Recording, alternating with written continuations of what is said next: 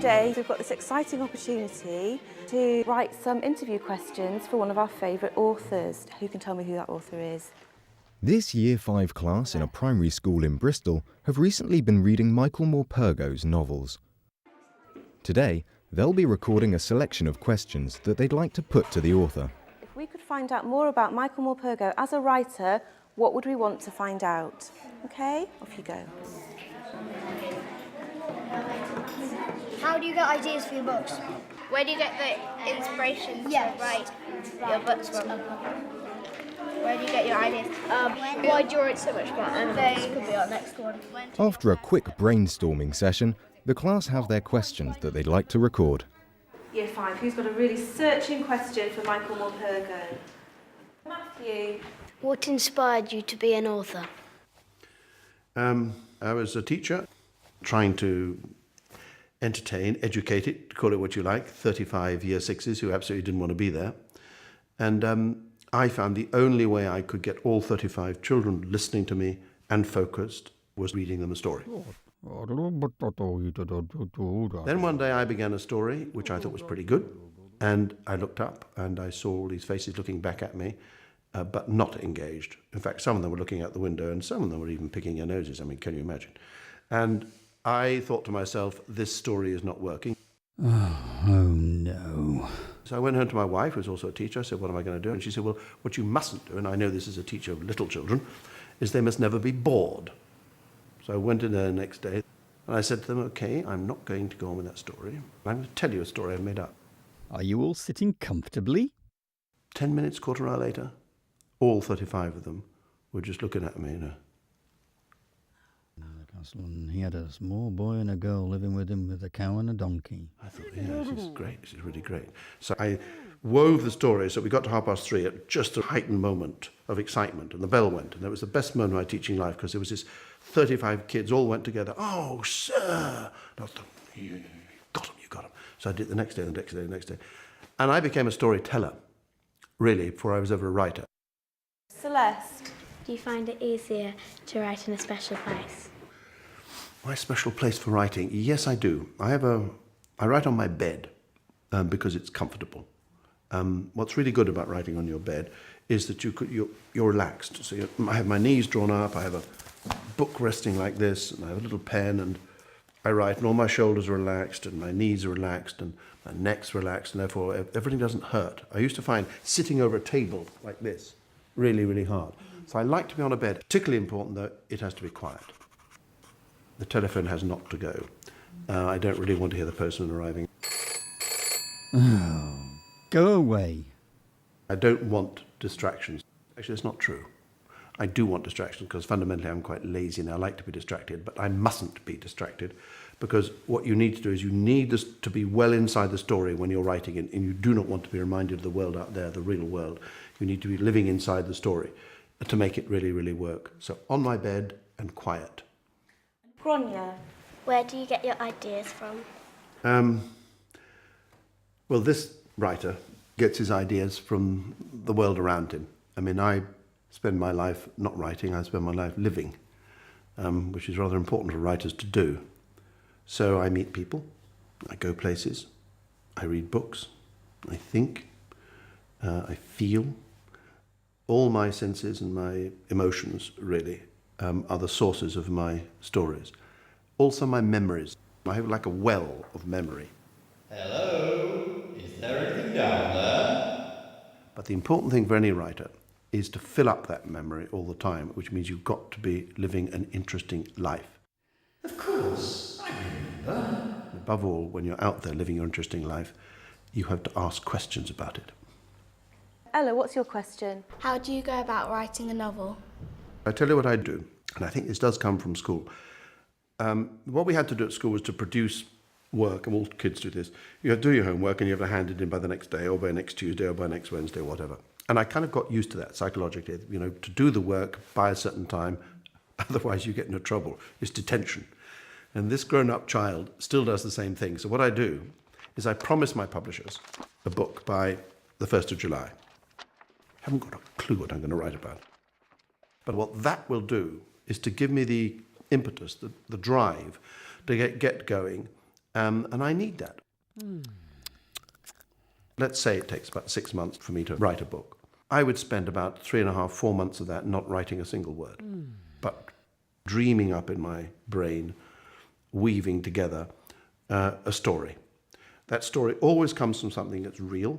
It doesn't matter where it comes from, but something which has touched my heart. Ah, yes. Then I do a lot of research to find out as much as I can about the subject. That's the moment at which I begin to think, well, how am I going to tell this story? What voice will I use to tell this story? Who will tell this story? From what point of view will this story be told?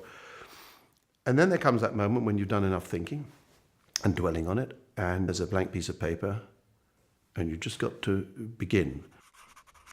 I kind of speak it down my arm, through my inky finger, onto the page, so that while I'm writing, I'm not bothering at all about what it looks like, what it spells like, even whether I can read the silly thing. I just go as fast as I possibly can, spilling out the story onto the page.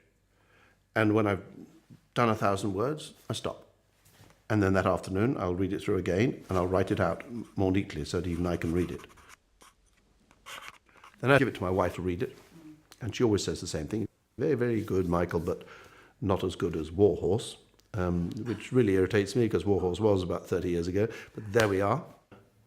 Then a year or so later, after someone, wonderful person like Michael Foreman has done the drawings, I get the book in the post, which is the best of moments. Chrissy. Why do you write so much about the Second World War? I was born in 1943, which, as you'll know, is 2 years before the end of the Second World War. So my first memories as a small person was of the world trying to recover from this terrible trauma which had gone on for 6 years. So I saw all around me, because I grew up in London, bomb sites. And it was wonderful, extremely dangerous, but for a child in those days, a wonderful, wonderful place to explore. Now, I loved all that. And then I suppose around about the age of 5, 6 or 7, I don't honestly remember when, I began to understand actually that something terrible had happened to make these bomb sites the way they were.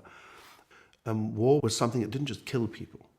What it did was to leave behind it a wreck, the wreck of people's lives and the wreck physically of a city or a town or whatever, which takes generations to repair. And I think that's really important to remember. We seem to resort to war so quickly, so impatiently, because we think it solves something. It doesn't solve something. So that's why I write about it. Daniel. Why do you write so much about animals? I'm not particularly interested in the animals themselves. I'm interested in how animals and people, particularly young people, get on together. That's what really interests me, the relationship between the two. My wife Claire and myself set up a charity called Farms for City Children. Over 30-something years, we've had 75,000 children come to 3 different farms. So for 25 years, I was out there with these kids, watching them and working with them on the farm with animals. So I was seeing the effect of animals on them and them on the animals. And many, many, many stories have come out of that. I mean, Warhorse particularly being the most, I suppose, famous and really inspired by one event of a child on the farm. And it was a little kid who we had been told by the teacher, he's been to our school for 2 years and he's not spoken a word, just doesn't speak, completely wrapped up inside himself. So I left this child alone. It's called Billy. And I watched him out on the farm, and he was brilliant with the animals. You could see he was really enjoying it. Lots of laughing. I could see him laughing with the animals quite a lot. Not a word, not a word, not a word. Then I came in, as I always did, to read to the kids on the last evening. And there was one light I saw on the yard just above the stable, and the horse's head looking out. We had a horse called Hebe, and Hebe was looking out. And then I heard someone talking. And I noticed just below Hebe's head this little boy standing there in his slippers. It was Billy. Talking. So I listened, and he was telling this horse all about what he'd done on the farm that day. So what did that tell me? This boy trusted the horse not to laugh, not to mock. He was completely opened up because of that. But the other thing I noticed was that the horse was listening. Of course, she couldn't understand the words, but she understood, I'm convinced, the importance of her standing there and listening. And she knew that moment was important. And so that's why when I wrote Warhorse, I wrote it in the first person from the horse's point of view, and it doesn't sound silly, because we all know horses can't talk and they can't write books. But I think if you believe very early on in the story that there can be a relationship between people and horses, then it makes perfect sense for a horse to have a voice. So that's what I mean. They give me so many stories, these children, when they come down. In fact, now I'm not working out there every day. It's not nearly as easy. I have to make more stuff up. Thomas. Why do you usually write in the first person? I write in the first person a lot, and using Michael, probably because I'm lazy, but also because I love to feel I'm in the middle of things. I love to feel it's all happening around me. Not that I'm controlling it, but it's happening to me. And I love that sense. I always loved it since reading Treasure Island first time. And I think if you do love a book, it's because you feel you're part of it. You're not standing back and kind of examining it. You're kind of deep inside it. Eli. How do you draw the reader into your novels? Very good question. Rather difficult question. How do I draw the reader into my novels? I'm going to say something which I probably shouldn't, and that is this. That I don't, while I'm writing it, care about the reader, whether I'm drawing them in or not drawing them in. Whilst I'm actually in the writing of it, I'm not that bothered, and I think I mustn't be, because your mind will be off the story, and you'll be thinking, well, what would a 9-year-old boy or girl be thinking of this? Forget it. I think, over the years, what I have learnt is that you've got to begin a story, not just for young people, but for anyone, in a way which is full of energy, which is your own energy and enthusiasm for the story, and it's that which will draw any reader in. Ooh. So I would say forget the reader, tell your story confidently, and then the reader will come on your side. Megan. Which stories are you most proud of? I'm not proud of them. I love them. I love the books. And I'm not sure which of them I love most, and I'm not sure it matters. I'll tell you what I mean. What's really important is that you love them whilst you're writing them. I tend to like the books. It's very strange that people that I love. So my wife, for instance, likes Warhorse a lot. Well, I quite like my wife. And so when she says she loves Warhorse, it kind of makes me think, oh, well, it must be good then, mustn't it? Because it gives her so much pleasure. So Warhorse would be certainly one of them. Actually, its sequel, which no one ever reads really, is maybe my favourite. It's called Farm Boy. And it's a story of what happens to the horse when the horse comes back from the First World War. And I love it, I think, especially because it's set on my farm in Devon where I live. And every lane in the story, every field, every tree virtually, is in that story. I value it enormously as being part of my life. Let me tell you what would make me proud because it's what I quite like.